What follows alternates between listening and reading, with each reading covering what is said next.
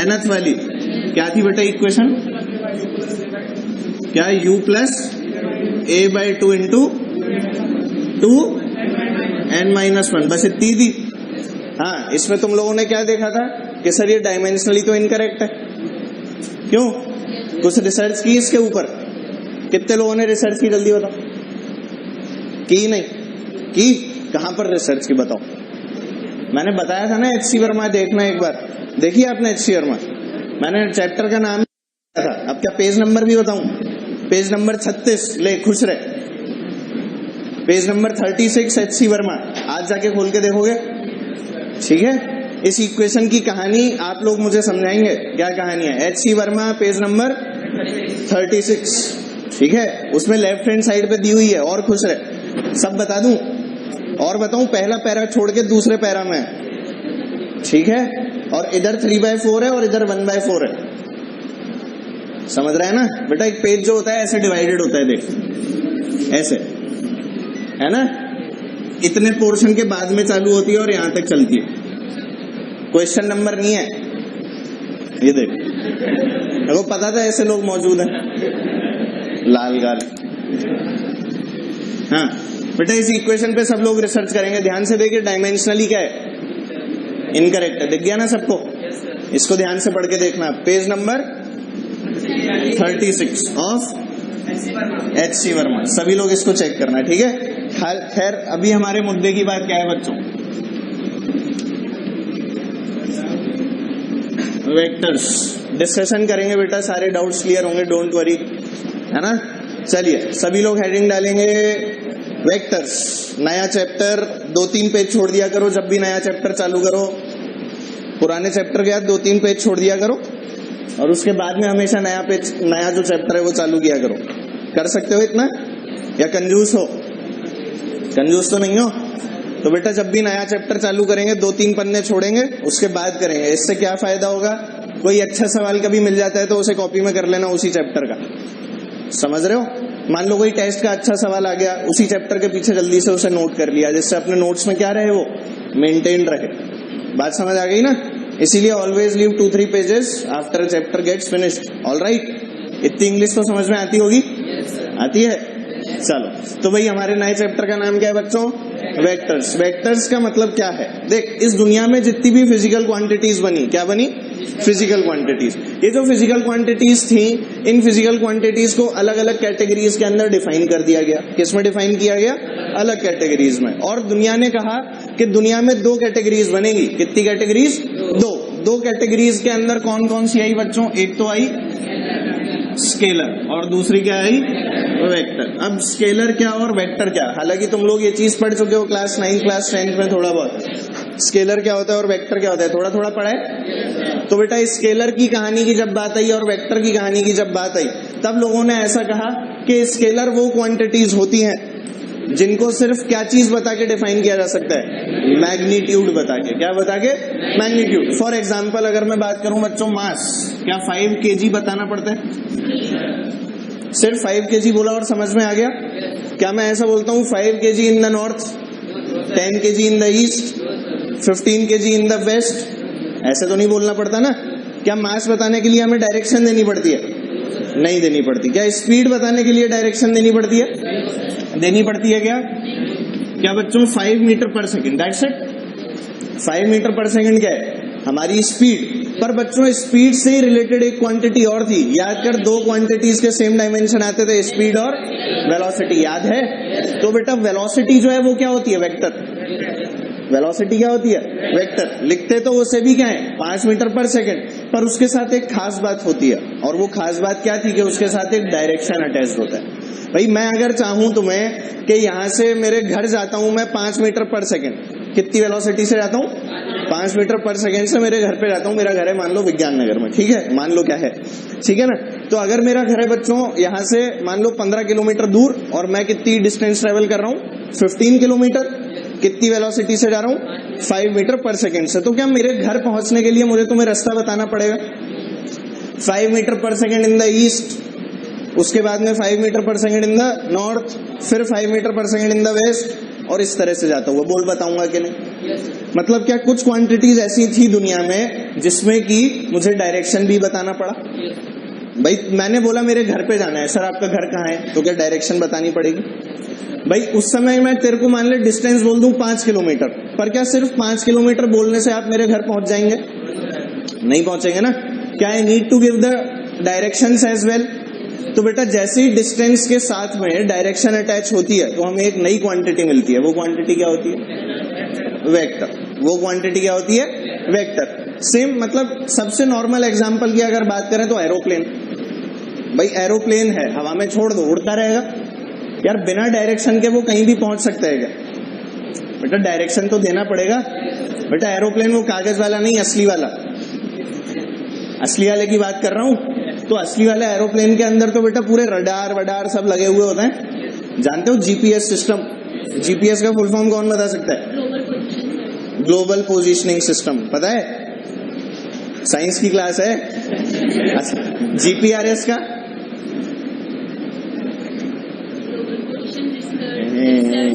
कुछ भी बना दो, है ना। जी का मतलब ग्लोबल ही होता होगा। रिसर्च आता है? अच्छा सोचो सोचो, नहीं पता? खैर सोच के बताना है ना। क्या?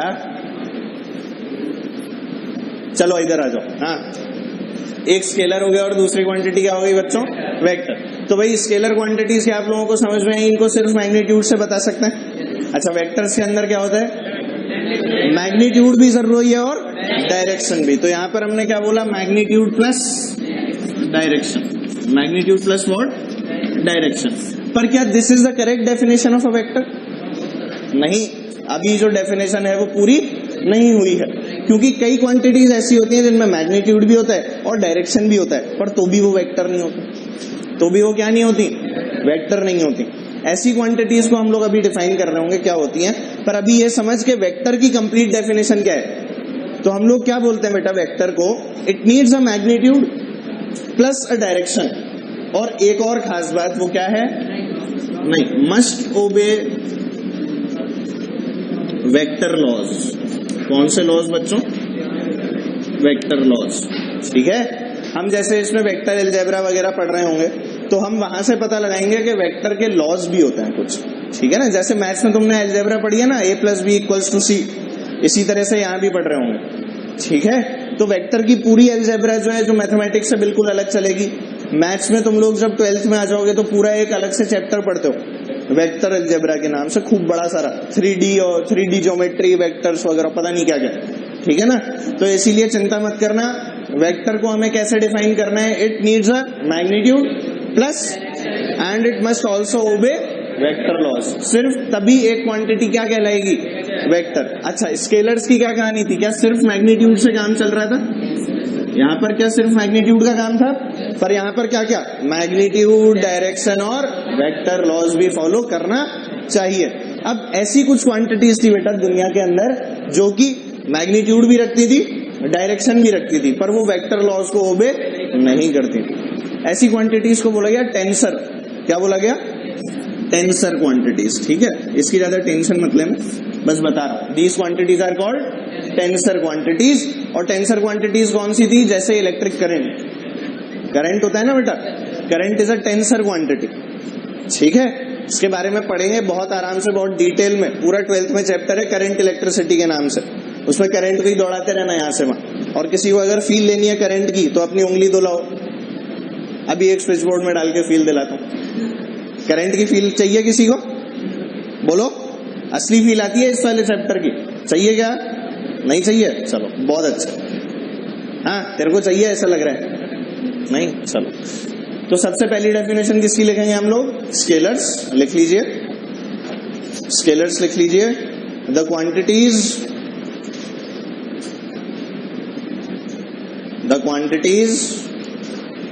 which require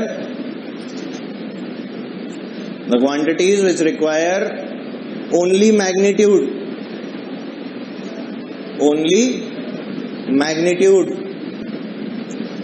for their the quantities which require only magnitude for their complete description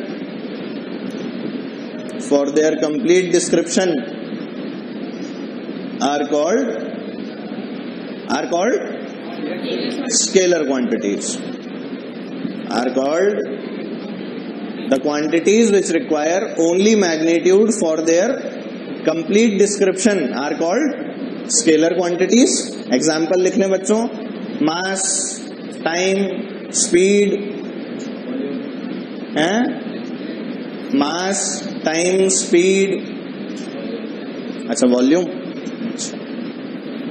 चलो भाई, वर्क, ETC, ठीक है। तो कुछ क्वांटिटीज इन्हें सिर्फ क्या चाहिए बच्चों, magnitude for their complete description, वो क्वांटिटीज क्या कहलाएंगी, स्केलर क्वांटिटीज। बात समझ में आ गई। नेक्स्ट डेफिनेशन लिखेंगे हम लोग किसकी, वेक्टर्स की। वेक्टर्स के अंदर लिख लीजिए the quantities which require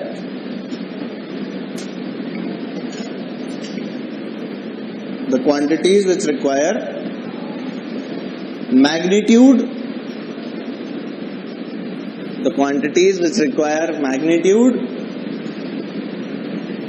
as well as direction,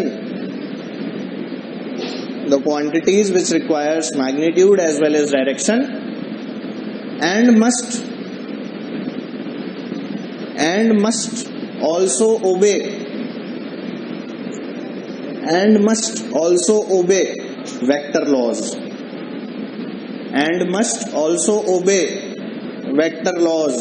are called vector quantities,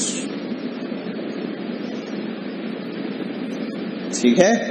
magnitude भी चाहिए, डायरेक्शन भी चाहिए और वेक्टर लॉज को भी ओबे करना चाहिए, तो वो क्वांटिटीज क्या कहलाएंगी, वेक्टर क्वांटिटीज। बच्चों इसमें एग्जांपल लिख लीजिए, वेलोसिटी, डिस्प्लेसमेंट और एक्सेलरेशन, फोर्स, ब्ला ब्ला ब्ला, एटसेट्रा एटसेट्रा एटसेट्रा, ठीक है भाई। ऐसा सोच, अगर मैं फोर्स की बात करूं, सोचना थोड़ी सी चीज सोच के देख, मैं अगर फोर्स की बात करूं, ठीक है, अब मैंने कहा कि एक आदमी है वो 50 न्यूटन की फोर्स लगा सकता है, ठीक है, दूसरा आदमी भी 50 न्यूटन की फोर्स लगा सकता है। अब मैंने वो दोनों क्या एक साथ जा रहे थे गाड़ी चलाते हुए, बढ़िया, और गाड़ी क्या हो गई बेटा, खराब हो गई। गाड़ी के साथ क्या हुआ, वो खराब हो गई। अब गाड़ी अगर खराब हो गई और दोनों जाके एक डायरेक्शन से फोर्स लगाएंगे 50 न्यूटन की, एक ने भी 50 लगाई, दूसरे ने भी कितनी लगाई, 50, तो नेट फोर्स कितनी, 100 हुई ना। अरे सेम डायरेक्शन में लगा रहा है तो नेट कितनी हुई, 100। अच्छा यही अगर एक इधर से लगाता है, एक इधर से लगाता, क्या कैंसिल आउट होती, मतलब क्या डायरेक्शन का फर्क पड़ता है, बोल पड़ता है कि नहीं। अब मान ले इनमें से एक कोई बावड़े टाइप का आदमी होता और वो गाड़ी के ऊपर से फोर्स लगाता, गाड़ी आगे जाती क्या, नहीं जाती ना।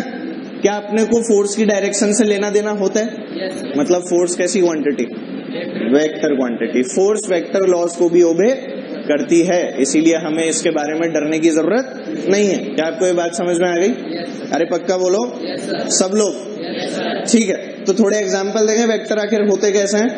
तो देख, सबसे पहले जो चीज हमें आनी चाहिए वो है बच्चों अपना डायरेक्शन सेंस। कौन सा सेंस अपने को पता होना चाहिए, डायरेक्शन सेंस। और डायरेक्शन सेंस की जब बात की गई तो लोगों ने सबसे पहले एक ये बना दिया, जानता है ना, नॉर्थ ईस्ट वेस्ट साउथ, सब लोग जानते हैं। अच्छा जल्दी बोल, क्या नॉर्थ नीचे वाला, अच्छा नॉर्थ ऊपर वाला, अच्छा ये तो ईस्ट होता होगा, ये वेस्ट होता है, तो ये साउथ और ये ईस्ट, अच्छा ये साउथ है और ये ईस्ट है, तुम्हें पता है, सब जानते हैं। तो फिर सब ये भी जानते होंगे कि टीवी में वो जो न्यूज आती है वो इसी का कॉम्बिनेशन होता है, NEWS, क्या बना, न्यूज। चारों तरफ की खबर हमें कौन देता है, न्यूज। टीवी में न्यूज आती है ना, चैनल देखा है जी न्यूज, वो यही तो करता है और क्या करता है ना। और देख जी न्यूज से हम इसे याद भी रख सकते हैं, बताओ कैसे, Z बना सकते हो कुछ ऐसा कि वो NEWS बन जाए, बनाओ ऐसा Z बनाओ कि NEWS बन जाए, नहीं बना सकते। देखो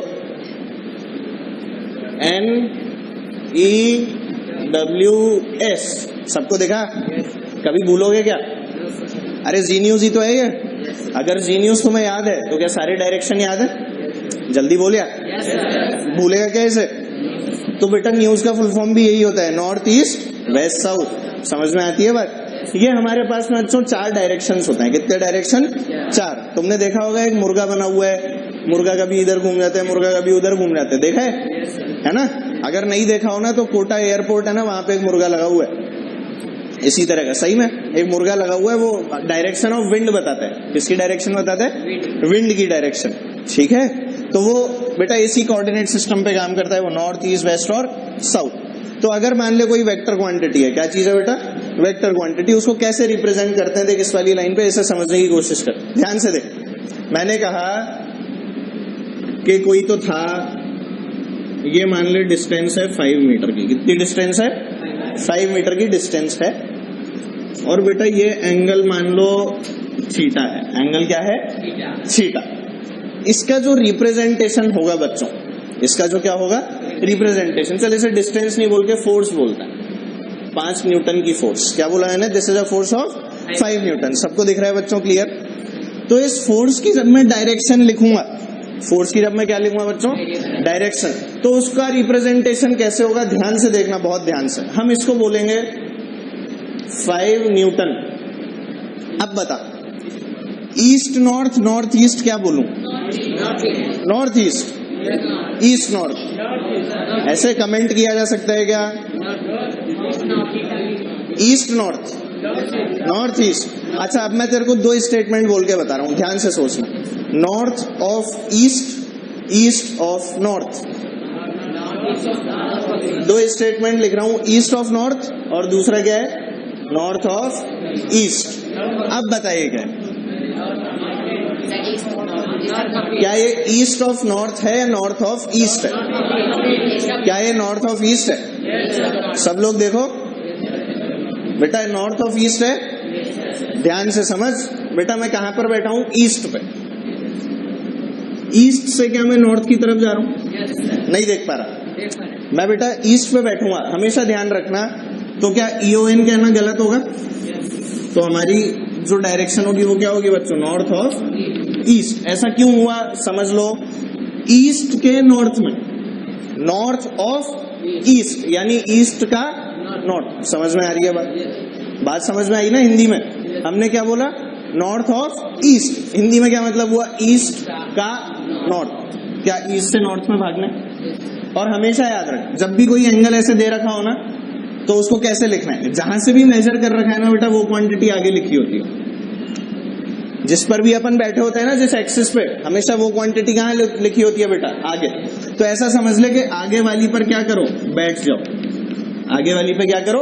बैठ जाओ। और जो पहले लिखी है उसकी तरफ ट्रेवल करो। आगे वाली पे क्या करो बच्चों? बैठ जाओ। और पहले वाली पे क्या करो? ट्रेवल करो। समझ गए? Travel to this. क्या आपको ये बात समझ में आई? पक्का बोलो? 100%। तो अगर अब मैं तुम्हें बोलूं कि आप लोग ट्राई करो बनाना, मैं एक फोर्स लिख रहा हूं यहां पे, ठीक है? I am writing a force 10 newton south of west. क्या आप लोग बना सकते हैं? चलो बना के दिखाओ। बना, कॉपी में बना, कॉपी में बनाओ जल्दी से। 10 न्यूटन साउथ ऑफ वेस्ट। बन गया? बन गया? पहले ये छाप लेना, कोऑर्डिनेट सिस्टम विस्टम। बना लिया?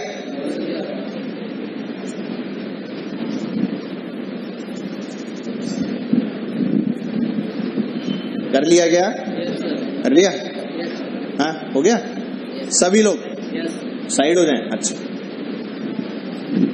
हमेशा क्या करना है? बाद वाले पे बैठना है और पहले वाले की तरफ चल देना है। बाद वाले पे क्या करना है? बैठना है और पहले वाले की तरफ ट्रेवल करना है। यही तो बोला है मैंने। तो क्या आ जाएगा? बोल। हाँ, साउथ ऑफ वेस्ट। क्या ये साउथ है? ये क्या है? वेस्ट। ये क्या है? ये क्या है? और ये देखो, कुछ लोग ईस्ट बोल रहे थे इसको, है ना? बहुत बढ़िया। अभी अभी तो सिखाया है, याद कर ले इसको। चलो आ जाओ। नॉर्थ ईस्ट वेस्ट और साउथ। कितने न्यूटन की फोर्स है? 10 न्यूटन। कहां पर है बच्चों? South of west. ये तो पता लग गया कि यहां पर होगी। कितना मैग्नीट्यूड बच्चों इसका? 10 न्यूटन। बोल है कि नहीं? अच्छा, अब थीटा कहां से नापे? बाद वाले पे बैठू, पहले वाले पे? बाद वाले पे बैठ गए, ये लो वही बैठ गए। अब किधर चल दूं? साउथ की तरफ। क्या दिस इज थीटा? ठीक है, बात समझ में आ रही है? 100%। किसी भी एंगल पे हो सकता था, it could be any angle. तो हमने कितना ले लिया बेटा? थीटा। समझ गए? अगर मैं यहाँ लिख देता 10 न्यूटन साउथ ऑफ वेस्ट और ये भी लिख देता 30 डिग्री, ऐसे लिख देता 10 newton 30 degree south of west, तो क्या थीटा की वैल्यू 30 आ जाती? आती कि नहीं? क्या तुम्हें समझ में आता? अच्छा, क्या इसको मैं स्टेटमेंट बदल के ऐसे भी बोल सकता हूँ 10 Newton 60 degree west of south? अगर मान ले मैं 30 डिग्री बोल देता, क्या बोल देता बेटा? 30। तो ये बचा हुआ एंगल कितना है? 60 है ना। अगर मैं बेटा साउथ पे बैठ के वेस्ट को देखूं तो क्या ये 60 डिग्री वेस्ट ऑफ साउथ है? नहीं समझ में आया? आया सबको? इसे बना ले और 2-3 सवाल कर, मैं दे रहा हूं तेरे को।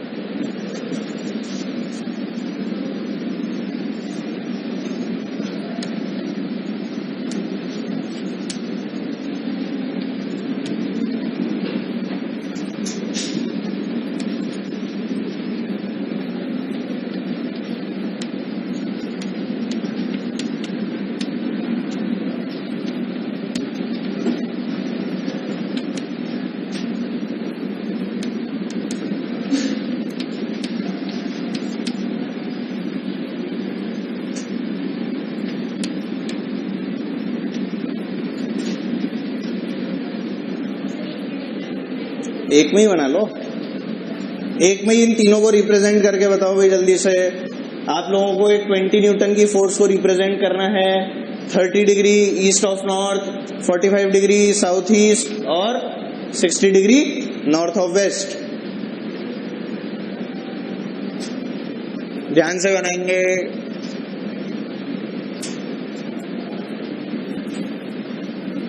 इसमें टाइम नहीं लगना चाहिए।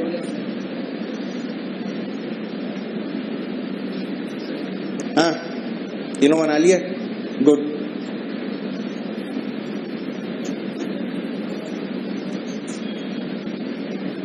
तो क्या पहले रफ में करता है फिर फेयर में करता है, ऐसा? अच्छा, हाँ बेटा।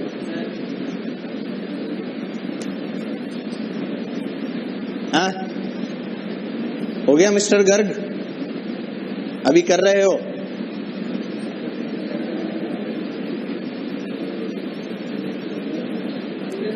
हो गया? पक्का? दिक्कत तो नहीं? मैं करवाऊं? मैं करवाऊंगा तो सही। राज ब्रदर्स कहाँ गए आज? हैं? नहीं आए आज? अच्छा चलो, अभी से गोल मारने लगे। खैर, अंकल भी नहीं आया। अंकल कहाँ गए? आंटी के साथ? हैं? अच्छा चलो, कह रहे इधर आओ। ये कौन सी डायरेक्शन है बेटा? ये कौन सी है? ईस्ट। ये कौन सी है? और ये क्या है? साउथ। चलो, सबको दिख गया?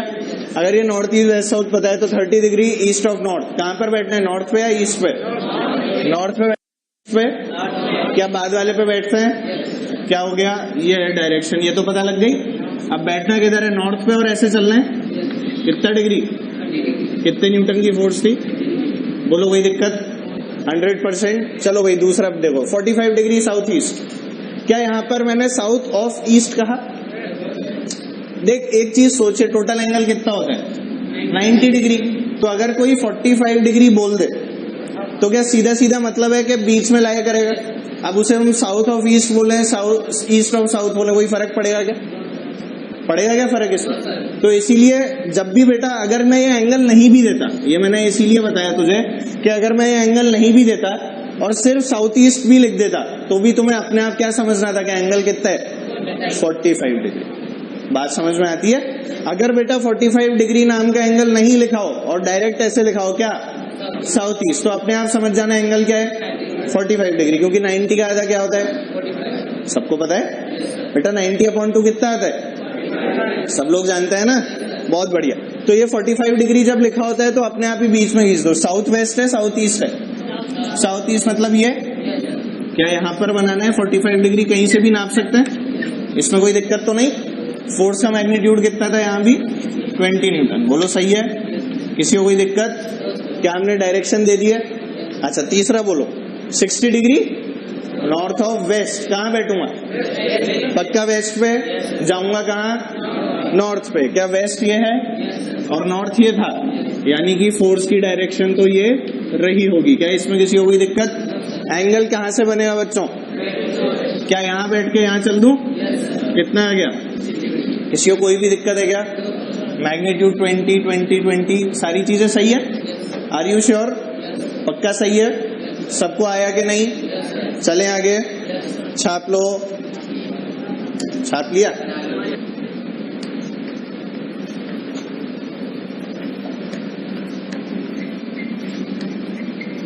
हम लोगों की नई हेडिंग क्या है बच्चों? वेक्टर का representation. How to represent a vector, या फिर हम लोग जब भी वेक्टर को लिखेंगे तो कैसे लिखेंगे। ठीक है बच्चों, इसको दो तरह से किया जाता है। एक तो होता है कैसा बच्चों? सिंबॉलिक। एक क्या होता है? सिंबॉलिक। और दूसरा होता है ग्राफिकल। दूसरा क्या होता है बच्चों? ग्राफिकल तरीका। दो तरीके हैं। एक में तो हम लोग क्या करते हैं, वेक्टर का सिंबल बना देते हैं, और दूसरे में क्या करते हैं, जैसे हम लोग ग्राफ पेपर पे लाइंस वगैरह खींचते हैं, उस तरह से हम लोग क्या खींचते हैं बच्चों? ग्राफ की तरह लाइन। समझ गए? तो वो कौन सा हो गया? ग्राफिकल। और सिंबॉलिक में हम वेक्टर को क्या दे देंगे? कोई सिंबल। बात समझ आती है? तो देख, सिंबॉलिक के अंदर क्या हो जाएगा? सिंबॉलिक में हम लोग बोलते हैं कि बेटा कोई भी अगर हम लोगों को वेक्टर दिया हुआ है, कोई भी अगर वेक्टर दिया है, तो how to represent that vector. अगर मान ले कोई क्वांटिटी है ए, कोई क्वांटिटी क्या है बेटा? ए, तो हम उसको ए लिखेंगे इस तरह से, और क्या करेंगे? इस पे एक एरो लगा देंगे। क्या लगा देंगे? एरो। ठीक है। आप लोग जैसे किताबें विताबें देखेंगे कई, तो आप लोगों को कई जगह ऐसे भी मिलेगा। ठीक है। एरो ना लगा के सिर्फ एक बार लगा देंगे। क्या लगा दिया जाएगा? बार। तो भी वो क्या होगा बच्चों? वेक्टर। समझ रहे हो? और क्या किया जा सकता है? ये जो ए लिखा है ना बेटा, इसको डार्क कर देंगे। क्या कर देंगे? ए को डार्क कर देंगे, इसके ऊपर कोई भी मार्क नहीं लगा हुआ हो। ठीक है। तो ये तीन तरीके क्या हो गए हमारे? Symbolic representation. ठीक है। बात समझ आती है? जैसे देख, अगर मेरे को बोला गया, हाँ एक मिनट, अगर मुझे बोला गया बेटा 20 न्यूटन फोर्स, क्या बोला गया? 20 न्यूटन फोर्स दी गई है, तो सिंबॉलिक रिप्रेजेंटेशन कैसी होगी? F is equal to 20 newton. बोल, तेरे को कोई दिक्कत है? अगर मेरे को वेलोसिटी दी गई है, तो मैं क्या लिख सकता हूं बेटा? उसको v लिख सकता हूं ना। v is equal to 20 metre per second. मान ले एक्सेलरेशन दिया गया है, क्या बच्चों? a लिख सकता हूं, और a की वैल्यू क्या आ गई? 30 metre per second square. Acceleration की यूनिट तो सबको याद है? डायमेंशन कौन बताएगा? mlt minus 2, lt minus 2। Force की कौन बताएगा? mlt minus 2। एनर्जी की ml2। ये तो शायद याद हो गई होंगी। सवाल ववाल किए हैं मतलब तुम लोगों ने, ऐसा लग रहा है मुझे। सही में किए हैं? बहुत खुशी हुई जान के। तो देखिए इसका सिंबॉलिक रिप्रेजेंटेशन। ठीक है। अब देख, जब अपन लोग ग्राफिकल रिप्रेजेंटेशन की बात करते हैं, तो अपन को क्या, एक तो वही वाली दिक्कत कि अपन ग्राफ पेपर पे खींचते रहो लंबी लंबी लाइन। ग्राफिकल में क्या होता है, जो भी हमारे वेक्टर का मैग्नीट्यूड है, जैसे मान ले 20 मीटर पर सेकेंड का कोई वेक्टर, तो हमें क्या करना पड़ता है? इस 20 के प्रोपोर्शनल एक यूनिट माननी पड़ती है। जैसे अपन ग्राफ पेपर पे करते थे, 1 स्क्वायर इज ऑफ 1 यूनिट, और वो 1 यूनिट अपन कैसे डिफाइन करते थे? 5 सेंटीमीटर, 10 सेंटीमीटर। याद आ रहा होगा कुछ बेटा? इसी तरह से यहाँ भी हमको क्या करनी पड़ती है? यूनिट माननी पड़ती है, और जितने मैग्नीट्यूड का हमारा वेक्टर है, उसी हिसाब से लंबी लंबी सी लाइंस खींचनी पड़ती है। क्या खींचनी पड़ती है भाई? लाइंस। जैसे मान ले ये जो लाइन है, दिस इज इक्विवेलेंट टू क्या? 20 मीटर पर सेकेंड। ठीक है। ये लाइन किसके इक्विवेलेंट है? 20 मीटर पर सेकेंड। और बेटा ये जिस डायरेक्शन में ये वेलोसिटी होगी, मान ले ये जो वेलोसिटी थी ईस्ट में थी, कहां पर थी? ईस्ट में। तो उसी वाली डायरेक्शन में एरो होना चाहिए। पहली चीज क्या? एरो उसी डायरेक्शन में होना चाहिए। दूसरी बात, इस 20 के प्रोपोर्शनल होना चाहिए। अगर मैंने कहा 1 centimetre is equal to 5 metre per second, तो ये कितने सेंटीमीटर की होनी चाहिए? 4 सेंटीमीटर। क्या ये बात समझ में आती है? अगर मैं कहूं कि 1 सेंटीमीटर 5 मीटर पर सेकंड के बराबर है, और मेरे को कितने मीटर पर सेकंड बनाना है? 20, तो क्या ये 4 सेंटीमीटर की लाइन हो गई? क्या आपको बात समझ आ रही है कैसे यूनिट मानी गई? पर अगर मान ले मेरे को 10,000 20,000 की क्वांटिटीज दी गई, तो क्या मेरी हालत खराब हो जाएगी? मेरे को बड़े बड़े यूनिट्स मानने पड़ेंगे। और इसीलिए हम इस रिप्रेजेंटेशन से बचते हैं। इस रिप्रेजेंटेशन से क्या करते हैं हम? बचते हैं, सीधे सीधे इसी तरह से रिप्रेजेंट कर लेते हैं। कौन लिखेगा यार ऐसे लाइनें खींच खींच के? यही काम थोड़ी है हमारे जीवन में। क्यों? स्केल से नापते रहो 5 सेंटीमीटर 15 सेंटीमीटर, यही करते रहोगे? नहीं करना ना, इसीलिए। पर ये काम की चीज क्यों है ये समझो। ये काम की चीज ऐसे हुई कि यहां से हमें ये पता लगता है कि वेक्टर के पास एक क्या है बच्चों? डायरेक्शन। इस डायरेक्शन में जो एरो है, ये जो एरो लगा है, this is known as the head of the vector. क्या बोलते हैं इसको? Head of the vector. और बच्चों ये क्या हो गई? Tail of the vector. क्या हो गई ये? Tail of the vector. और ये क्या हो गया? Head of the vector. बहुत नॉर्मल सी बात। क्या आपको ये बात समझ आती है? जहां एरो लगा है, इस वाले एंड पे एरो लगा हुआ है, ये क्या कहलाएगा? वेक्टर का सर, और दूसरा हिस्सा उसकी पूंछ। सर और पूंछ नहीं जानते? जानते हो ना बेटा? सर नहीं, सर। अबे सिर है, ये सर नहीं है। अच्छा कुछ पूछ रहा है? हाँ बोल। जी, तो नॉर्थ की डायरेक्शन में बनाना। एरो ऐसे ही बनाने पड़ते हैं। कोऑर्डिनेट सिस्टम बनाओ उसी तरह से, नॉर्थ ईस्ट वेस्ट साउथ, फिर खींचते रहो। ठीक है? तो सबसे अच्छा तरीका क्या है? सिंपल अपना सिंबॉलिक वाला जो सिस्टम है वो काम में लो और मस्त रहो। ठीक है? अब अगर कोई तुम्हें दे, सवाल ही ये दे दे, ड्रॉ अ वेक्टर, 11th की क्लास के एग्जाम में आ जाए, स्कूल वाले एग्जाम में ड्रॉ अ वेक्टर, तो फिर तो ड्रॉ ही करना पड़ेगा। ठीक है? पर ऐसा नहीं कि उल्टी सीधी स्केल मान ली, 20 मीटर पर सेकेंड बनाने थे और 5 सेंटीमीटर को 1 मीटर पर सेकेंड मान लिया। क्या मान लिया? 5 सेंटीमीटर को 1 मीटर पर सेकेंड मान लिया। बता कितनी लंबी लाइन खींचेगा? क्या 100 सेंटीमीटर की खींचनी पड़ेगी? तो ऐसी उल्टी पुल्टी यूनिट नहीं मानते। समझ गए? कभी डरना मत। वो ग्राफ बनाए होंगे ना पॉपुलेशन इंडेक्स वगैरह वाले, बचपन में देखे होंगे, तो उसमें वो लोग क्या मान के चलते थे? एक डब्बे में 1000 लोग आ जाते हैं, ऐसे मानते थे, तभी तो बनते थे। नहीं तो क्या स्कूल पार कर जाओ, इतने बड़े कागज लाने पड़ेंगे। समझ गए ना बेटा? हाँ, तो स्केल अपने को एक सही स्केल माननी पड़ती है। बात समझ में आ गई? मैप देखा है? मैप के अंदर भी एक स्केल होता है हमेशा लिखा हुआ कि अगर आप इतनी डिस्टेंस नापते हो तो इतने किलोमीटर होते हैं। ठीक है? कभी मेजर किया है ऐसे? किया है? अच्छा, यानी आजकल स्कूलों में अच्छी पढ़ाई होने लगी है? क्यों? ज्योग्राफी है? चलो हाँ, क्या ये बातें समझ में आ गई?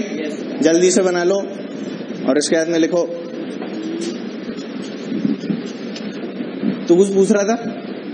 हाँ सिंबॉलिक मतलब सेकंड वाला लिखा हुआ, तो उसका डायरेक्शन कैसे पता चलेगा? नहीं, बस वो बता देता है। इसके अंदर भी मैंने डायरेक्शन ऐसा नहीं है बेटा नॉर्थ में है तो नॉर्थ की तरफ बनाऊंगा, बस ऐसे ही बनाना है। ये सब ये बता रहा हूँ कि वेक्टर है, इसमें ये इसका ये मतलब नहीं है। ध्यान से सुनो बच्चों सब लोग, एक बहुत नॉर्मल डाउट है, अच्छा डाउट है, सुनो। इसने कहा कि सर इसमें तो आपने डायरेक्शन बता दिया कि ईस्ट में है, इस सिंबॉलिक रिप्रेजेंटेशन में। बेटा चाहे नॉर्थ में हो, वेस्ट में हो, साउथ में हो, तू एक ही डायरेक्शन में बनाएगा एरो। समझ गया? हाँ, चाहे नॉर्थ हो, वेस्ट हो, नॉर्थ ईस्ट हो, नॉर्थ वेस्ट हो, कुछ भी हो, अपने को रिप्रेजेंट करने का तरीका है वो। बस इसे मैं ग्राफ पेपर पे थोड़ी बना रहा हूँ, ये तो बस मेरे को ये पता लगाना है कि जो क्वांटिटी लिखी गई है वो क्या है? वेक्टर है। इसीलिए मैंने उसको एक एरो दे दी। और मुझे क्या ये दिक्कत आती थी ऐसे एरो बनाने में, ऐसे करके ऐसे। कभी अपन पीछे जाते हैं क्या? आगे ही तो जाते हैं। तो इसीलिए लोगों ने जो सिंबल बनाया वो कैसा बना दिया बेटा? ऐसा। This is just a symbol, this does not represent the direction of the vector. Are you getting my point? पक्का बोलो। ये सिर्फ सिंबल है, इससे ये पता नहीं लगता कि ईस्ट में, वो नॉर्थ में भी होगा तो भी सिंबल कैसा बनेगा? ऐसा ही बनेगा। बात क्लियर है सबको? या ऑल क्लियर हो गई? All clear? क्लियर है ना? चलो लिखो, साथ लिया? लिखो बच्चों, टाइप्स ऑफ वेक्टर्स। सभी लोग हेडिंग डालेंगे टाइप्स। वेक्टर के टाइप्स, भिन्न भिन्न भांति भांति प्रकार के वेक्टर्स हमारे जीवन में, जिनसे हम लोगों को अब मिलना है। आ जाओ, पहला लिखो बच्चों, पैरेलल।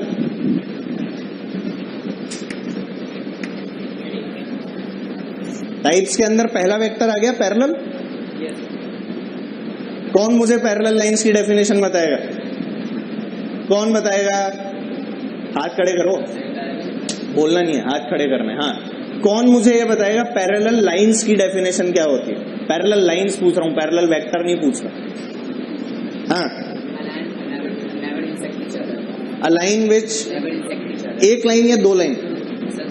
दो लाइन जो कभी इंटरसेक्ट ना करें।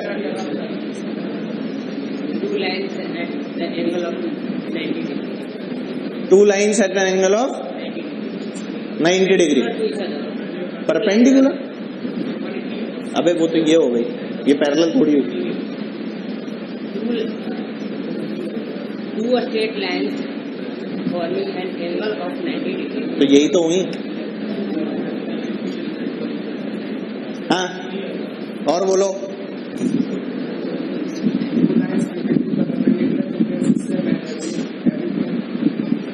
ठीक, बैठो।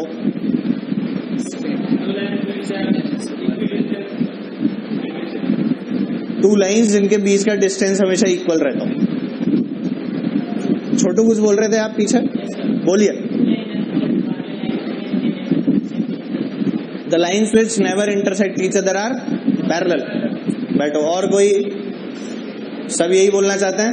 अच्छा, मैं इसको थोड़ा बदल के बोलूं तुम्हारी तरफ से। The lines which meet at infinity. सही बोल रहा हूं? अरे सही डेफिनेशन है, गलत थोड़ी है। मैंने क्या किया, तुम्हारी लैंग्वेज को चेंज किया। तू इनफाइनाइट तक जा सकता है क्या? तो हमने बोल दिया पैरेलल लाइंस में तो इनफाइनाइट पे मिलती, मिल तो सकती है, पर कहां पे? वहां कोई जा सकता है? दिख रहा है? ये कांग्रेस का हाथ नहीं है, समझ गया? अंदर। हाँ, तो हमने क्या बात की अभी अभी? पैरेलल लाइंस की। Parallel lines are those lines which meet at infinity. खैर हमें लाइन से कोई लेना देना नहीं है, मैं तो स्टाइल मार रहा था। वेक्टर्स से लेना देना है, ठीक है? आ जाओ जल्दी से, लिखो बच्चों definition. The vectors which have same direction, the vectors which have the same direction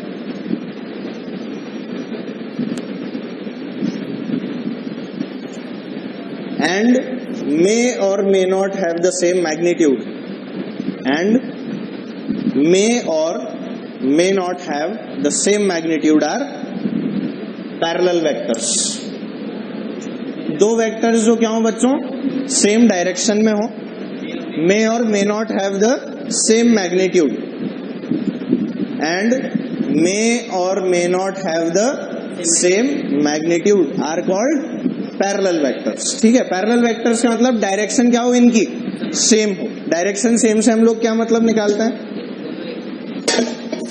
हाँ, डायरेक्शन सेम का क्या मतलब है? अगर एक वेक्टर ईस्ट में है तो दूसरा भी किधर हो? ईस्ट में ही हो। क्या ये वाली बात समझ में आ रही है? पॉसिबल है बच्चों के ये वाला वेक्टर क्या हो? 20 न्यूटन का, और ये कितने का हो? 40 न्यूटन का। ठीक है? दोनों के मैग्नीट्यूड दिख रहे हैं तेरे को? क्या अलग अलग है, पर क्या डायरेक्शन दोनों की ईस्ट है?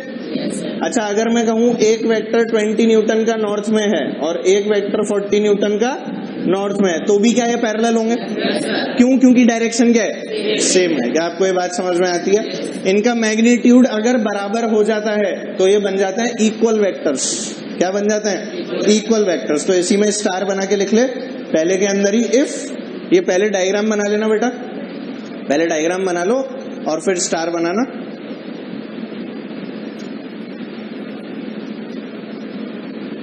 हाँ, डायग्राम बना। क्या हुआ, नजर नहीं आ रहा? बताऊंगा।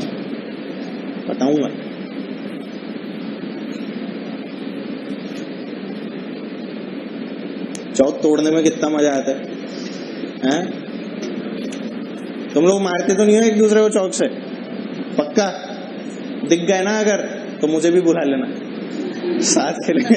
चलो क्या, 20 न्यूटन 40 न्यूटन दिख गया? दोनों सेम डायरेक्शन में थे। सेम का मतलब कैसे थे? पैरेलल। सेम डायरेक्शन का मतलब पैरेलल। यहाँ पर क्या हुआ? 20 40 दोनों नॉर्थ में थे, क्या कहलाए दोनों? पैरेलल। अच्छा, हमने क्या बोला इसकी स्पेशल कंडीशन? स्पेशल कंडीशन क्या हुई? If the magnitude is also same. ठीक है? तो स्टार बना के हमें यही लिखना है, if parallel vectors have the same magnitude also, if parallel vectors have the same magnitude also, then they are termed as equal vectors. Then they are termed as equal vectors. If parallel vectors, क्या बोल रहा था मैं, हाँ, if parallel vectors have the same magnitude also, then they are termed as equal vectors. कैसे vectors कहलाते हैं? Equal. यानी अब क्या कहानी हो गई बच्चों, 20 इधर और 20 इधर, दोनों की क्वांटिटी क्या है? सेम. मैग्नीट्यूड क्या है? सेम. डायरेक्शन क्या है? सेम. पर अगर सोच, ये वेलोसिटी होती है और ये फोर्स होता, तो कभी इक्वल वेक्टर कहलाते क्या? क्या हमने फिजिकल क्वांटिटी चेंज कर दी? हमने क्या कर दिया बेटा? फिजिकल क्वांटिटी ही चेंज कर दी. तो these would not be termed as equal vectors then. क्या ये बात समझ में आ रही है? चलो अगला लिखो, एंटी पैरेलल वेक्टर्स. नेक्स्ट हमारे पास में क्या आ गए? Anti parallel.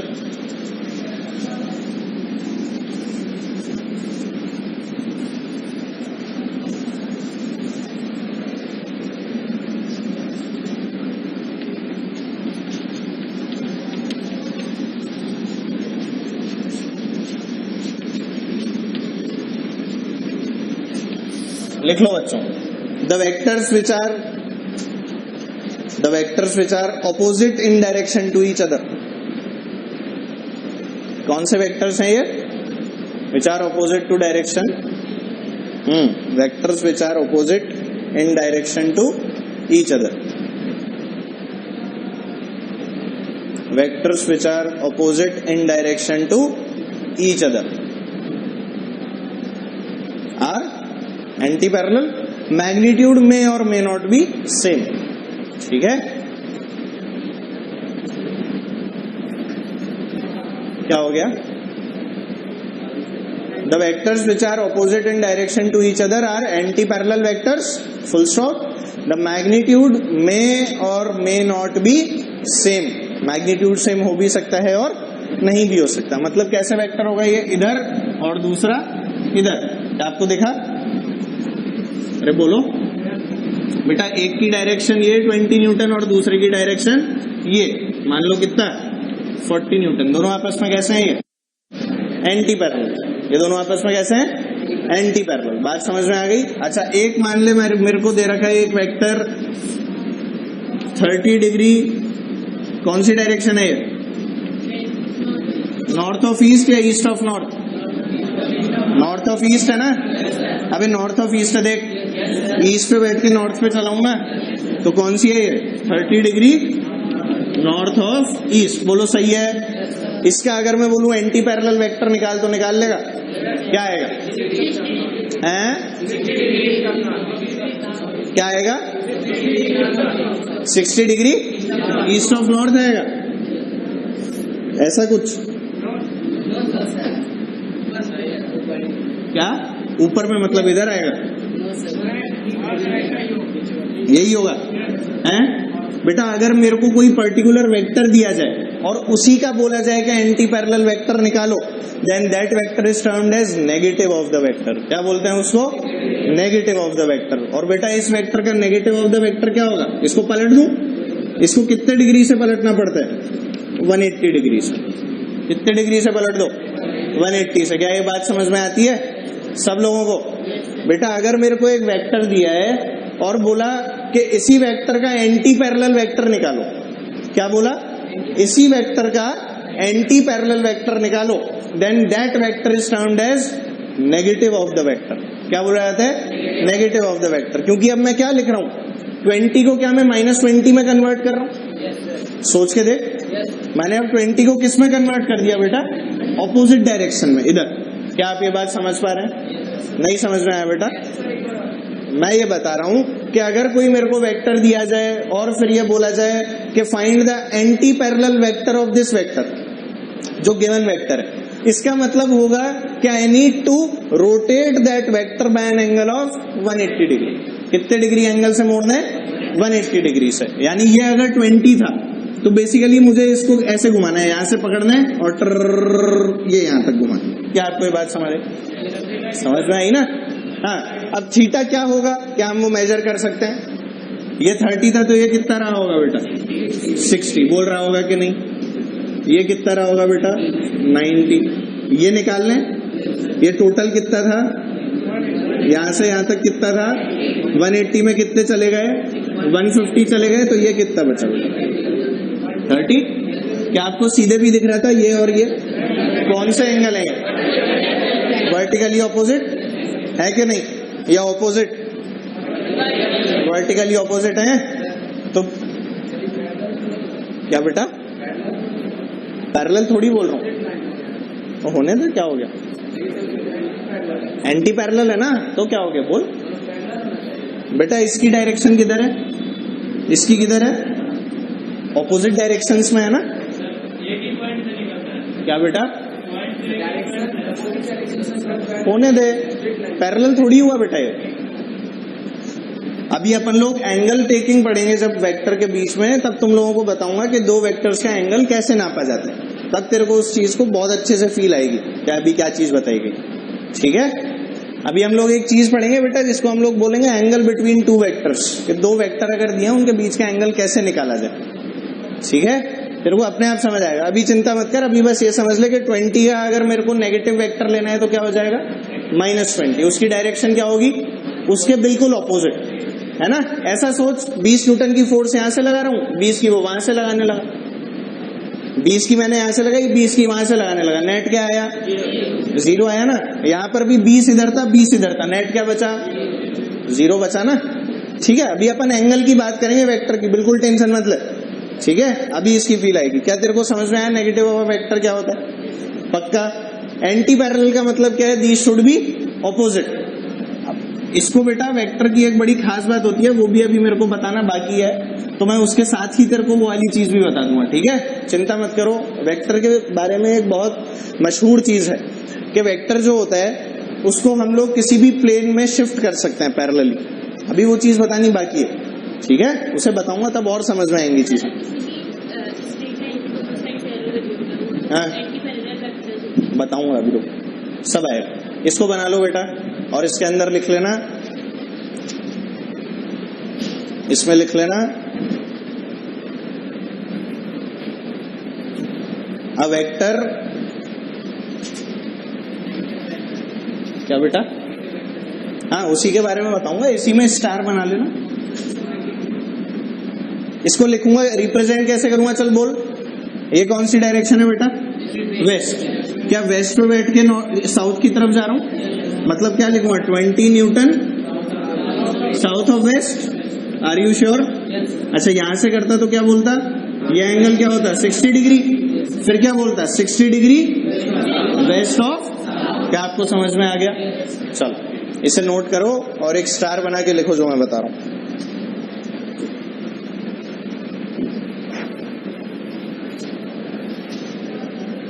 सबको दिख रहा है? लिखाऊं? चलो लिखो, स्टार बना के लिखना। इफ, लिखाऊं ना? हाँ लिखो, if the anti parallel vector, if the anti-parallel vector has the same magnitude,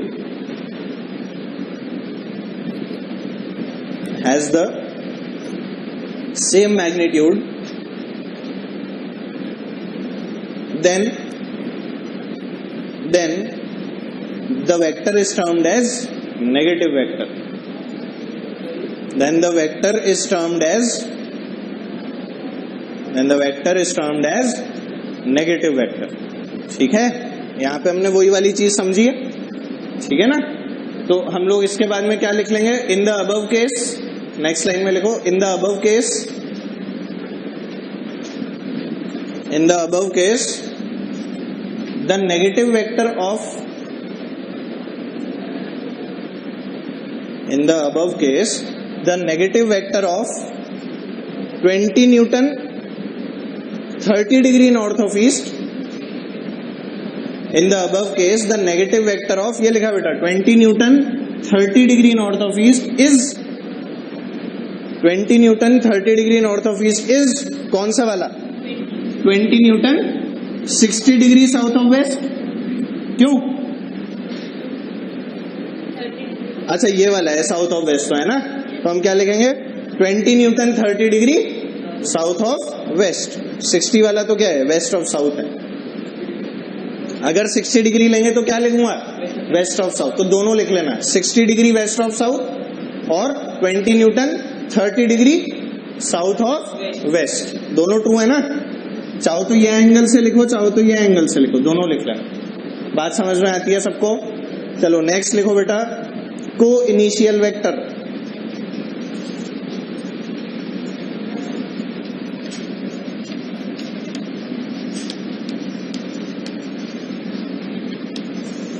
को इनिशियल वेक्टर्स, और यहां लिख लीजिए द वेक्टर्स, को इनिशियल वेक्टर्स के अंदर लिखेंगे सब लोग the vectors which originate from the same point, the vectors which originate from the same point. ऐसे वेक्टर्स जो सेम पॉइंट से ओरिजिनेट होते हों। The vectors which originate from the same point are called co-initial vectors. The vectors which originate from the same point are called co-initial vectors. क्या होते हैं बेटा, जैसे मान लो ये पॉइंट है हमारे पास, एक वेक्टर ये रहा, एक ये रहा, एक ये रहा, एक ये रहा, एक ये रहा, तो ये सब क्या हो गए, co-initial, because they are originating from the same point. क्या आपको ये बात समझ में आई? ठीक है, चाहो तो इधर भी बना लेना, अच्छा लगेगा कॉपियां देखने में, है ना। चलिए नेक्स्ट लिखिए जल्दी से, नेक्स्ट लिखिए, एक अच्छा सा स्टार बनाओ और लिखो, एक स्टार बना के लिखना बढ़िया से, बहुत इंपॉर्टेंट पॉइंट है, चाहो तो डबल स्टार बना लेना। The most beautiful thing about vectors, the most beautiful thing about vectors is that it can be, the most beautiful thing about vectors is that they can be shifted, the most beautiful thing about vectors is that they can be shifted parallel to, is that they can be shifted, is that they can be shifted parallel themselves, parallel to themselves in the same plane, in the same plane, without any change, without any change in its magnitude, without any change in its magnitude, full stop, without any change in its magnitude। आगे लिखिए इसी में, a vector can also be rotated, a vector can also be rotated by 90 degrees. Oh, sorry, a vector can also be rotated by 2 pi radians or 360 degrees. A vector can also be rotated by 2 pi radians or 360 degrees. ठीक है, देखो भाई क्या बताया गया आपको कि ये क्या है बच्चों, एक प्लेन है।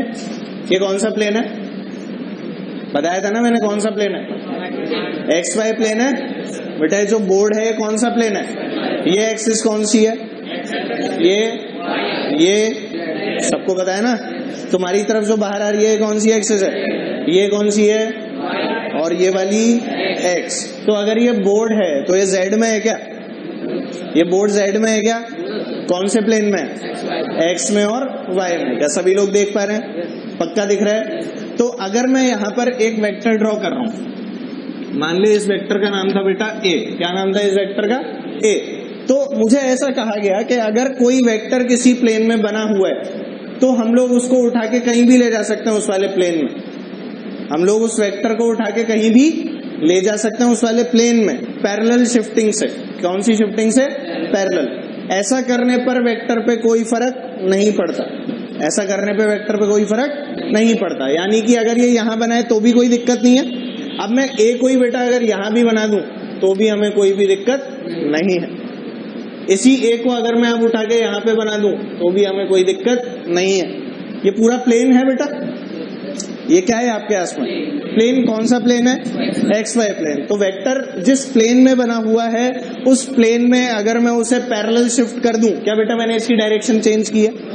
ऐसा तो नहीं किया कि ऊपर जा रहा था नीचे बना दिया। अगर इतने ही मैग्नीट्यूड का मैं नीचे बना देता तो क्या नेगेटिव ऑफ द वेक्टर हो जाता? यही तो पढ़ा है अभी अपन, है ना? चलो, क्या ये दोनों एंटी पैरेलल भी होते हैं? पक्का, बहुत अच्छे। तो इस प्लेन में अगर मैं ए को कहीं भी पैरेलल शिफ्ट करता रहूं तो वेक्टर के मैग्नीट्यूड पे कोई फर्क नहीं पड़ता, साथ ही उसके डायरेक्शन पे भी कोई फर्क नहीं पड़ता। और यही बेटा वेक्टर को सॉल्व करने में हमें सबसे ज्यादा काम आने वाला है। ये जो लाइन अभी लिखी है ना हमने, इसी के थ्रू हमारे जो जीवन की बड़ी बड़ी समस्याएं हैं, जब हम लोग एनएलएम वगैरह पढ़ रहे होंगे, फोर्सेस को रिजॉल्व कर रहे होंगे, वो सारी चीज इसी कंसेप्ट के थ्रू होती है। हम लोग ये देखेंगे कि कितनी आसानी से हम लोग अगर वेक्टर को इस जगह से लेके इस जगह पर ले आते हैं तो हमारा सवाल कितना आसान हो जाता है। ठीक है, यहां से लेके यहां पे ले जाते हैं तो भी सवाल क्या हो जाता है हमारा? आसान हो जाता है। तो इसीलिए वेक्टर की सबसे खूबसूरत बात क्या मिली हमें कि उसको हम उसी प्लेन में कहीं भी पैरेलली शिफ्ट कर सकते हैं। अगर मान ले वेक्टर ऐसा होता, मान ले ये वेक्टर था कोई बी, इसे कैसे शिफ्ट करता? क्या बेटा इधर आ जाता? और कहां पे आ सकता था? यहां आ सकता था, इधर भी जा सकता था, उसमें कोई दिक्कत थी क्या? क्या ये सारे वेक्टर बी होते? अरे होते कि नहीं आते, है ना? तो हमें कोई दिक्कत थोड़ी आती। तो हम इस तरह से वेक्टर को एक ही प्लेन में कहीं भी शिफ्ट कर सकते हैं। ऐसा नहीं कि उठा के ए को यहाँ पे ले आए, नया प्लेन बन गया। समझ गए? ठीक है, इसे नोट कर लो एक बार। लाओ, क्या चीज आ गई है? मेरी क्लास 7:30 बजे हो गई यार, क्या चोट है जीवन में, है? क्या बोल रहे हैं? 3 दिन 7:30 बजे यार। तुम्हारा तो ठीक है, तुम तो बच्चे हो, तुम्हारा तो उद्देश्य पढ़ना है, पर मैं क्यों फंसूं उसके चक्कर में?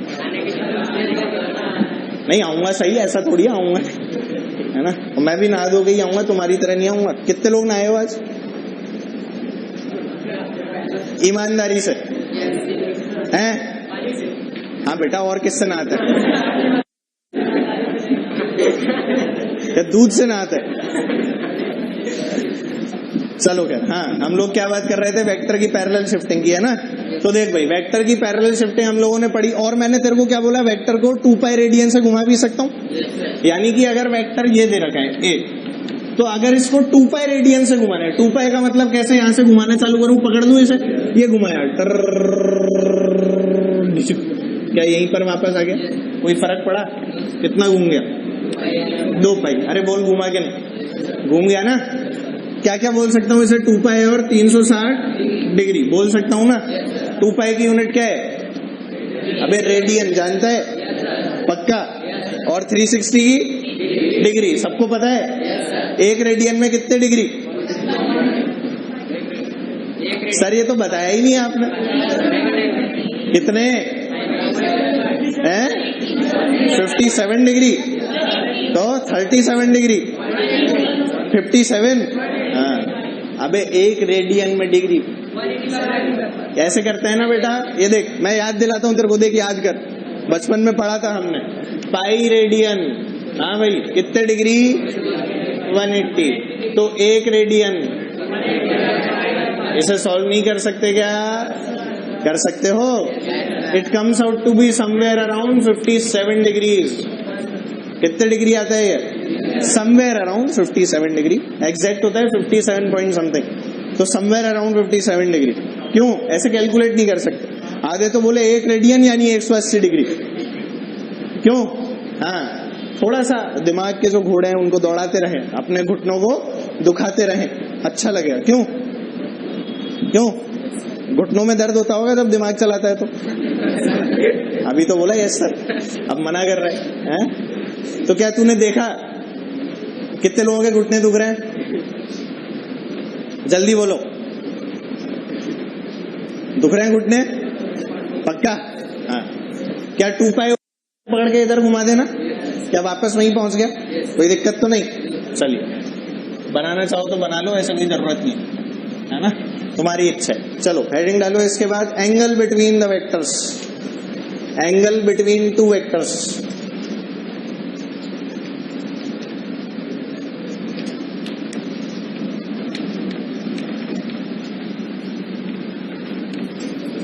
आज हम लोग बात करेंगे किसी भी 2 वेक्टर के बीच में बनने वाले कोण की। कोण जानते हो? कोण क्या होता है? आइसक्रीम वाला तो एंगल। चलो भाई देख, मान ले बेटा एक वेक्टर रखा हुआ है ऐसे, ये वेक्टर क्या था? ए। ये वेक्टर क्या था बच्चों? ए। एक वेक्टर रखा था ऐसे और ये वेक्टर क्या था? बी। इसे कोई दिक्कत तो नहीं? तो बेटा ऐसा बोला गया कि अब इन दोनों वेक्टर के बीच में एंगल हम लोग नहीं नाप सकते।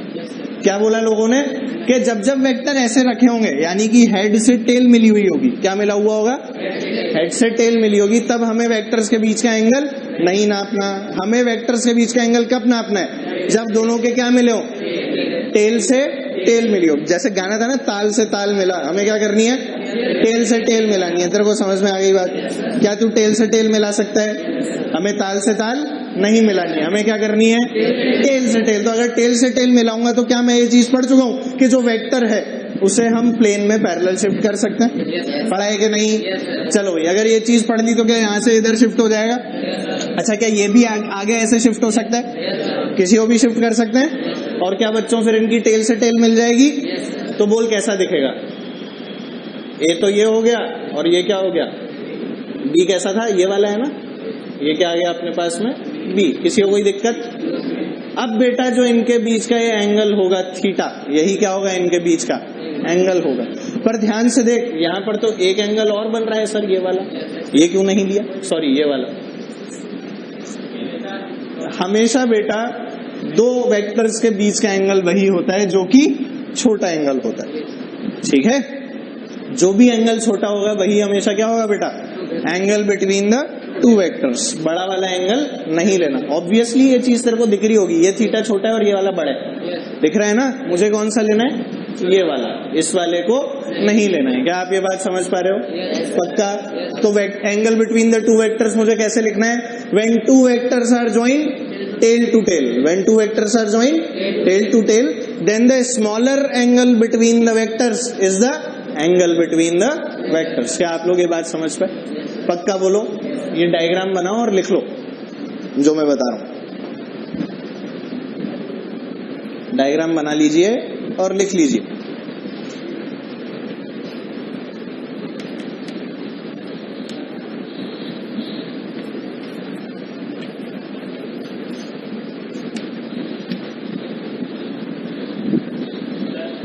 Yes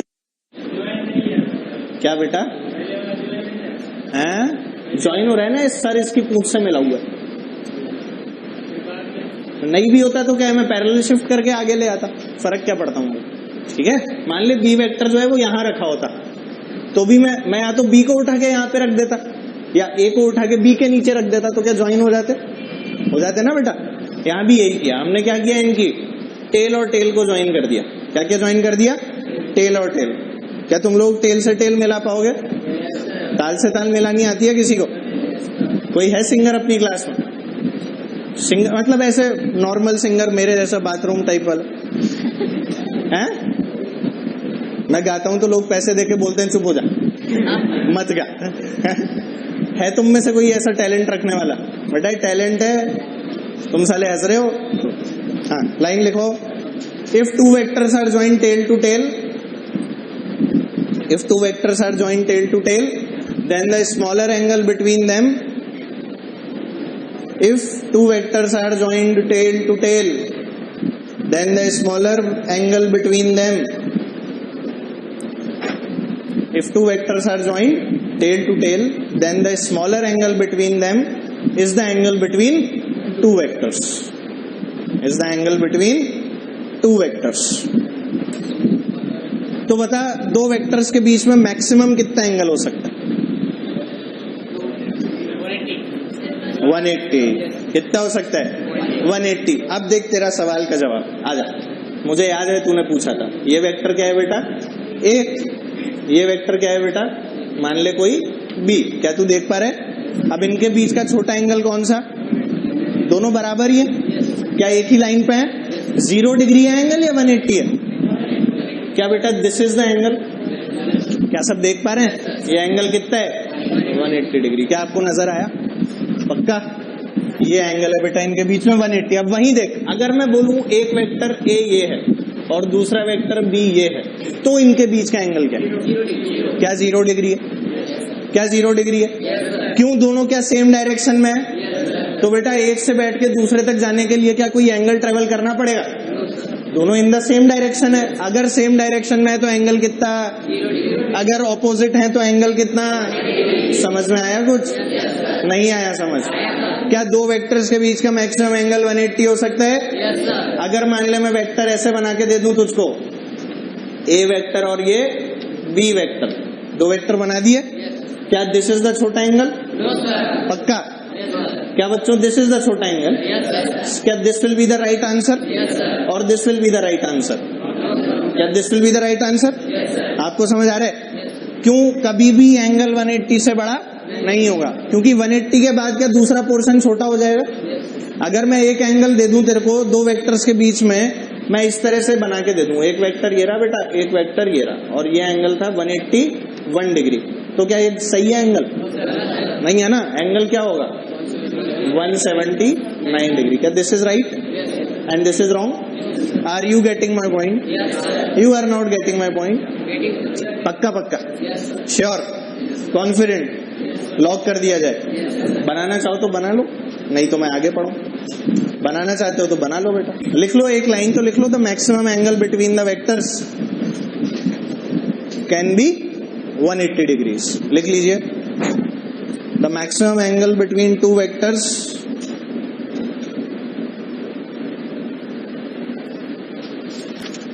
the maximum angle between two vectors can be 180 degrees।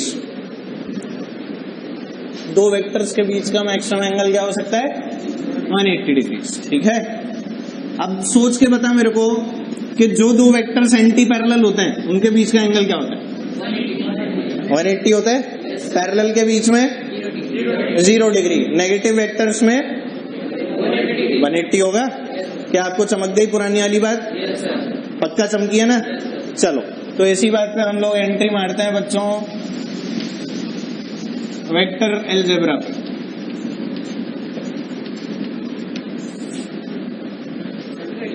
क्या बेटा?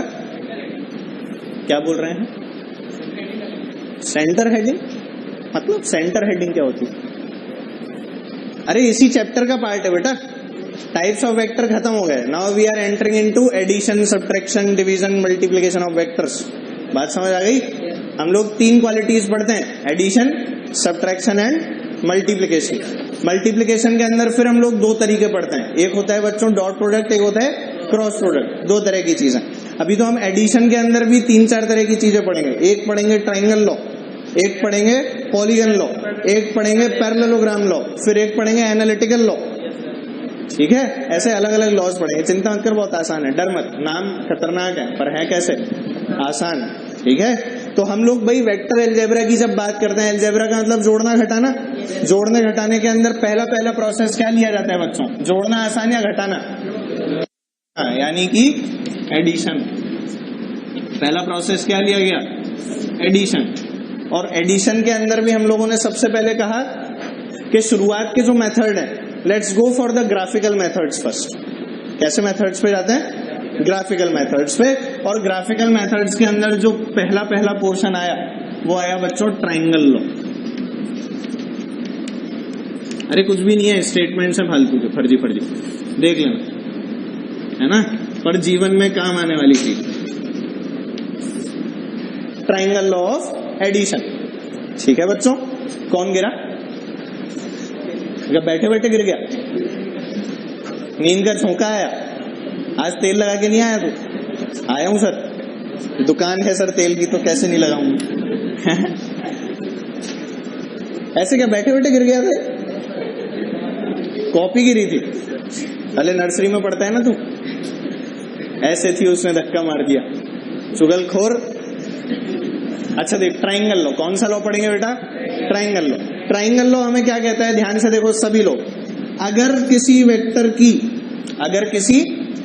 की बात की जाए और बेटा उस वेक्टर की जो दो कंपोनेंट्स हैं, उस वेक्टर के क्या हैं, दो जो कंपोनेंट्स हैं वो एक ट्राइंगल की साइड फॉर्म कर रहे हैं। क्या फॉर्म कर रहे हो? ट्राइंगल की साइड। एक साइड तो ये हो गई, एक साइड क्या हो गई बच्चों, ये मान लो this was vector A and this was vector B, दो वेक्टर सबको दिख रहा है, ठीक है। Then the third vector taken in the reverse order is the sum of the two vectors. मैंने क्या बोला, ध्यान से सुनना। इफ द थ्री साइड्स, मेरे ट्राइंगल की कितनी साइड्स होती हैं? तीन साइड। अगर तीन साइड्स ऑफ द ट्राइंगल में दो साइड्स क्या है बच्चों? वेक्टर हैं, एक साइड ए है और एक साइड बी है। क्या बच्चों ये लोग टेल से हेड कनेक्टेड है? कैसे कनेक्टेड है? टेल से हेड। क्या सब लोग देख पा रहे हैं? अगर मैं ऐसा मान के चलूं कि दो साइड हैं मेरे पास में मौजूद किसी ट्राइंगल की, और मुझे अब क्या बनानी है? थर्ड साइड बनानी है। किसी ट्राइंगल की दो साइड मौजूद है, वो दोनों साइड क्या है? वेक्टर। दो साइड मौजूद है, दोनों साइड क्या है? Vector. And I want to draw the third side. कौन सी साइड बनानी है? Third side. Then that third side would be a vector taken in the reverse order. ध्यान से देख, क्या यहाँ पे हेड से टेल आ रहा है? अबे टेल से हेड आ रहा है। यहाँ पे क्या आ रहा है? टेल से हेड। यहाँ भी क्या आ रहा है? टेल से हेड। तो बेटा अब जो डायरेक्शन आएगा वो रिवर्स ऑर्डर में आएगा। रिवर्स ऑर्डर मतलब अभी भी क्या टेल से हेड आएगा? अब आएगा यहां पर टेल और यहां पर क्या? हेड। ये वेक्टर होगा सी। ये वेक्टर क्या होगा?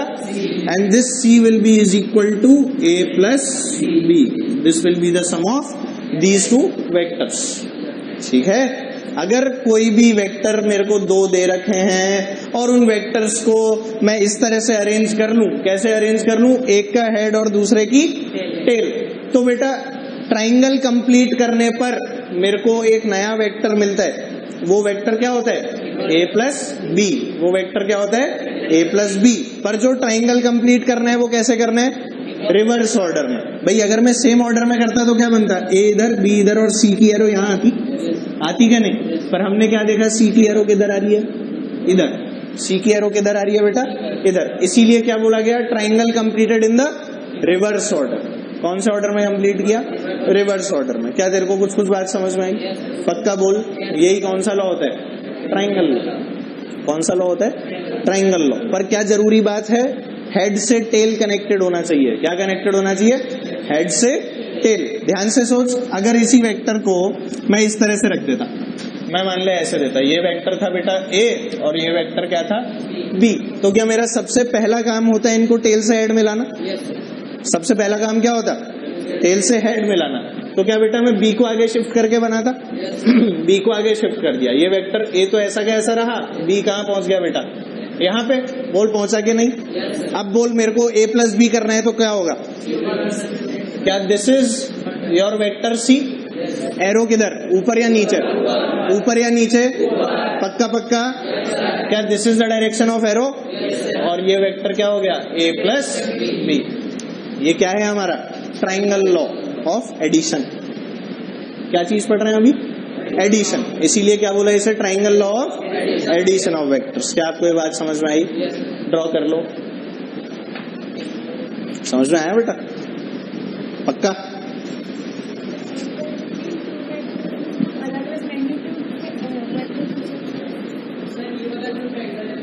कौन सा वाला? हाँ, ये और ये तीसरी साइड बना दी ट्राइंगल की। कैसे बनाए? कहां से? ए से बी ऐसे बोल रहे हैं? ये और ये डायरेक्शन अलग है कि नहीं है? डायरेक्शन अलग है ना? वेक्टर को तो वेक्टर के लॉज भी फॉलो करने हैं। यहाँ तो बेटा इसकी डायरेक्शन आ रही थी, ये इसकी डायरेक्शन आ रही है, ये तो दो अलग वेक्टर हैं, कि नहीं? क्या बेटा? हाँ कर देना, कोई दिक्कत नहीं। एक को शिफ्ट कर दे, मना थोड़ी कर रहा है। एक को शिफ्ट करेगा तो इधर करेगा ना, यूं। भाई ए को अगर इधर शिफ्ट करेगा तो ये बनाएगा ना अब ए, ऐसे ही तो बनाएगा। सी तो भी क्या आएगा, यही आएगा। ऊपर शिफ्ट कर दे ऊपर शिफ्ट, उसमें क्या हो गया। ए ले, ऐसे करना चाह रहा है ना, ये इधर शिफ्ट करना चाह रहा है, तो भी तीसरी साइड क्या बनेगी, ध्यान से देख कहां चली, यही तो बन रही है।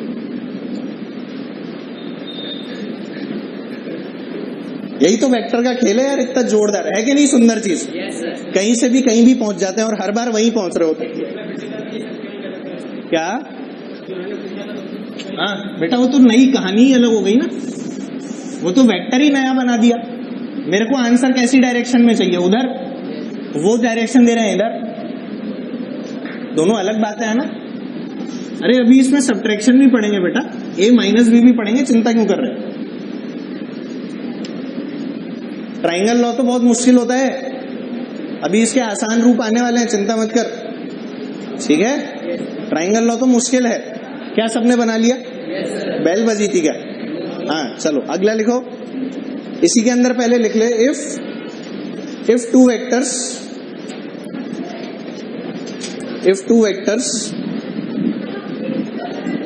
are taken,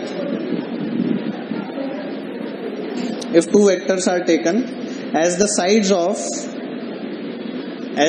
of a triangle, if two vectors are taken as the sides of a triangle and are connected, if two vectors are taken as the sides of a triangle and are connected from head to tail,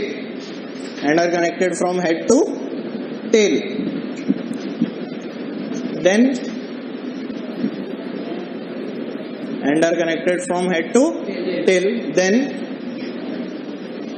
the sum of these two vectors,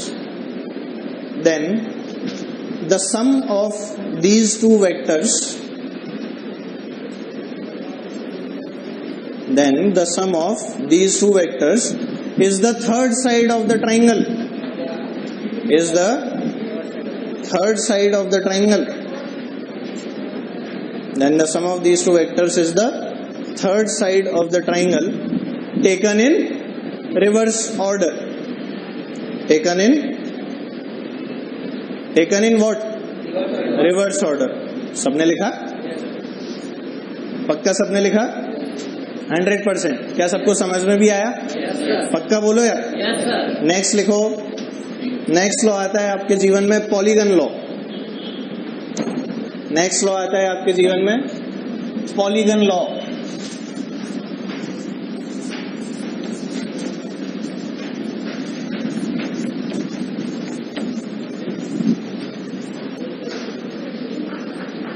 अभी addition की बातें कर रहे हैं हम लोग, है ना। दूसरा कौन सा है बेटा? पॉलीगन लॉ ऑफ एडिशन की बात कर रहे हैं। ये जो पॉलीगन लॉ था ना, ये बेसिकली कुछ भी नहीं था, ये इसी का है ना एक तरह से ऊपरी वर्जन था। It is an extended form of triangle law. जैसे बेटा नए नए वर्जन आता है ना, एंड्रॉइड, जेली बीन, किटकैट आता है ना, नहीं सुना तुमने? अच्छा तुम्हारे गांव में कहाँ आते होंगे, है ना? तुम्हारे गांव में एंड्रॉइड आता है, जेली बीन, किटकैट, इस नाम से तो चॉकलेट और टॉफियां मिलती होंगी, है ना। यहाँ देख, यहाँ कोटा में तो है ना ऐसे किटकैट एंड्रॉइड के वर्जन आता है ना। कोटा इज बड़ा गांव, इसीलिए तो देख। हाँ बेटा, इसी तरह से क्या हुआ, लोगों ने कहा कि यार ट्राइंगल लॉ की तो लिमिटेशंस है। लिमिटेशन क्या है? क्या ये सिर्फ 3 साइड के लिए पॉसिबल है? इससे मैक्सिमम कितने वेक्टर जोड़ सकता हूँ? 2 ही वेक्टर तो जोड़ सकता हूँ। और बोल दिया C बराबर A प्लस B, तो कितने वेक्टर जोड़ पा रहा हूं मैं? 2। यही तो कहानी है ना।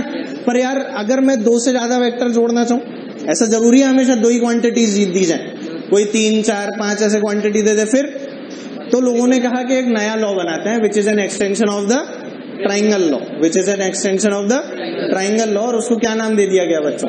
Polygon law. ठीक है, पॉलीगन लॉ ने हमें ये कहा कि सभी वेक्टर्स कैसे जुड़े होने चाहिए। सबसे पहले तो हेड टू टेल। बेटा ट्राइंगल लॉ का ही एक्सटेंशन है ना, तो हमेशा वेक्टर कैसे जुड़े होने चाहिए? हेड टू टेल या टेल से टेल? Head to tail. तो सभी वेक्टर जो एक प्लेन के अंदर हैं उन्हें जोड़ने के लिए लोगों ने क्या किया, एक लॉ बनाया, उसको नाम दिया पॉलीगन लॉ। और इसमें देखिए जरा क्या किया गया। मान ले ये वेक्टर क्या था बेटा, ए वेक्टर था, एक वेक्टर अपन को दिया हुआ था कहीं यहाँ पे बी वेक्टर दिया हुआ था, ठीक है, एक वेक्टर कहीं यहाँ पे दे रखा था अपने को सी वेक्टर, एक वेक्टर कहीं यहाँ पे दे रखा था अपने को डी वेक्टर, और हम क्या निकालना चाहते थे बेटा, A plus B plus C plus D, ये अपने को निकालना था। तो लोगों ने कहा इसको कैसे सॉल्व करोगे, तो हमें क्या बोला गया कि अब ट्राइंगल लॉ जो है उसी का एक्सटेंशन लगाते हैं, और वो एक्सटेंशन क्या बना, पॉलीगन लॉ। क्या बेटा, दो से ज्यादा साइड्स आ गई, दो से ज्यादा साइड। चलो भाई, क्या हम ये वाली बात जानते हैं कि एक वेक्टर को पैरेलली शिफ्ट किया जा सकता है, कर सकते हैं ना। चलो भाई, सबसे पहले ए वेक्टर बना लिया गया। ये वेक्टर कौन सा आया बेटा, ए। क्या हम लोग बी को इधर से इधर शिफ्ट कर सकते हैं, क्या बच्चों, this will be vector B, सबको दिखा। क्या हम लोग सी को इधर से इधर शिफ्ट कर सकते हैं, सी को उधर से पकड़ के यहाँ शिफ्ट कर दिया इधर, क्या तू देख पा रहे, पक्का बोल। अच्छा, क्या डी को भी शिफ्ट कर सकते हैं, डी ऐसे था, ये क्या यहाँ पर आ जाएगा, सी से इधर जोड़ दूं, ये सी से इधर क्या जोड़ दिया बेटा, डी जोड़ दिया। क्या तेरे को कोई भी दिक्कत है, पक्का बोल। अब एक चीज देख, हम लोग ए प्लस बी कैसे निकालते थे, ए प्लस बी क्या बच्चों, ये हमारे पास में आ जाएगा नया, मान ले दिस इज सम आर, और आर की वैल्यू क्या है बच्चों, ए प्लस बी। क्या ये ट्राइंगल लॉ अप्लाई कर दिया तूने, दिख गया तेरे को। अब देख, क्या बेटा एक नया वेक्टर आर प्लस सी लिखा हुआ है, देख पा रहे, क्या एक नया वेक्टर आर प्लस सी लिखा हुआ है, क्या दोबारा से एक ट्राइंगल बनाया जा सकता है। क्या बच्चों नया वेक्टर जो बना अब, क्या वो ये वाला है, मान ले ये क्या था, आर डैश, कौन सा वेक्टर था ये, क्या आर डैश की वैल्यू है बेटा आर प्लस सी, बोल है कि नहीं, और क्या आर की वैल्यू थी ए प्लस बी, नहीं देखा तुझको, क्या तेरे को नजर आ रहा है। और अब क्या बच्चों, आर डैश और डी ये दोनों भी एक ट्राइंगल की साइड फॉर्म कर रहे हैं, इन दोनों का नेट कौन सा है, आर डैश प्लस डी, इन दोनों का नेट क्या बच्चों, ये वाला वेक्टर है ना, ये वेक्टर को क्या नाम दिया गया, R double dash is equal to क्या बच्चों, R dash plus C, sorry R dash plus D, है ना, आर डैश प्लस क्या आ गया बच्चों, क्या आप लोग समझ पाए। और अगर मैं देखूं बहुत ध्यान से तो क्या बच्चों, ये जो आर डबल डैश वेक्टर था, it is basically A plus B plus C plus D, आप लोगों को नजर ही नहीं आया, आया क्या बेटा, आर डबल डैश की वैल्यू क्या है, आर डैश प्लस डी, क्या आर डैश था आर प्लस सी और आर था ए प्लस बी, तो बेसिकली मैं क्या लिख रहा हूँ, A plus B plus C plus D. क्या तेरे को नजर आया, नहीं आया बेटा। तो क्या अब मैं दो से ज्यादा साइड्स भी जोड़ सकता हूँ, पक्का बोल, कितनी भी साइड दे दो सर, अब तो मेरे को सारे लॉ आते हैं, क्या मैं साइड्स जोड़ दूंगा, कोई दिक्कत तो नहीं आएगी, ऐसा हम लोग साइड्स जोड़ सकते हैं ना सारी, पक्का समझ में आया। और अगर मेरे को सीधे मान ले आर डबल डैश ही निकालना होता तो मैं सीधे इस वाले ट्राइंगल को ले लेता रिवर्स ऑर्डर में, खत्म, डायरेक्ट लिख देता, क्यों, तो इसीलिए इसे क्या बोला गया, क्योंकि इसमें कई साइड्स थी, it is known as polygon law. Polygon मतलब तीन से ज्यादा साइड वाला जो भी होता है वो क्या कहलाता है, पॉलीगन, जानते हो ना, बना लो, लिख लेना यहाँ पे तू ये सारी चीजें लिखना, ऐसे लिख लेना, R is equal to A plus B, फिर लिख लेना R dash is equal to A plus B plus C, R double dash तो लिखा ही है।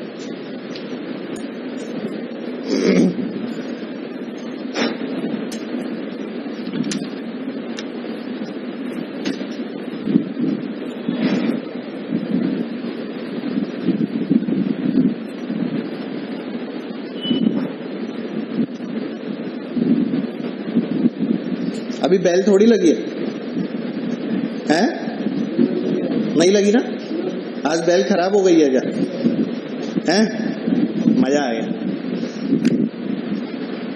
क्यों मिस्टर गर्ग, आप ये सोच रहे हो क्या का मजा आ गया, पढ़ना पड़ रहा है, और चलो इसे नोट कर लो, कुछ पूछ